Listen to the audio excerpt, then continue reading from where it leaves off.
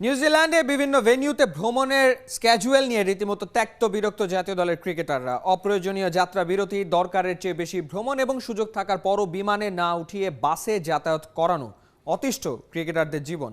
কিন্তু এমন তো হওয়ার কথা ছিল না।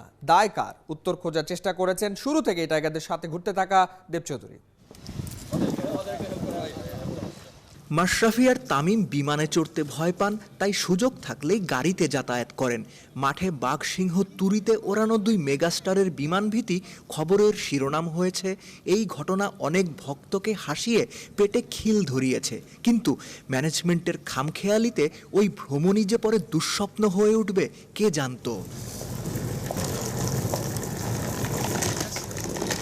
নিউজিল্যান্ড সফরে ক্রিকেটারদের ভেন্যু বদল মানেই দুঃস্বপ্ন।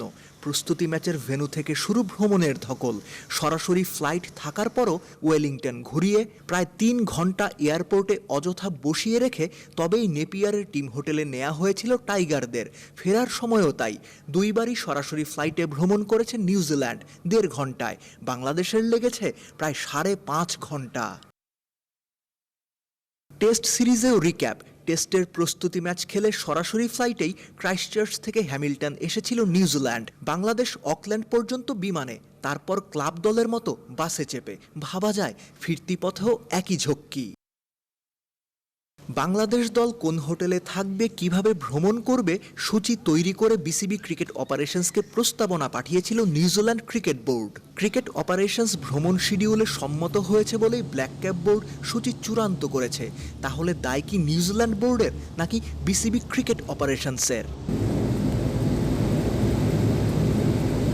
Cricket operations chairman Akram Khan, তার স্বাক্ষর ছাড়া ক্রিকেটারদের বেশিরভাগ শিডিউলই চূড়ান্ত হয় না। তিনি কি দায় এড়াতে পারেন? নিজেও এসেছিলেন নিউজিল্যান্ডে খেলা দেখতে, ঘুরে ফিরে দেশে চলে গেছেন। সিরিজ নির্ধারণী ম্যাচের আগের দিন ক্রিকেটারদের দিয়ে বই উদ্বোধনের মতো ঘটনার দায়ও তারই কাঁধে। কিন্তু ক্রিকেটারদের ভ্রমণের যে ধকল, সেটা হয়তো বিবেচনায় নেওয়া গুরুত্বপূর্ণ মনেই করেননি আকরাম খান। কষ্ট আর ঝক্কি কেবলই ক্রিকেটারদের, কার কি যায় আসে।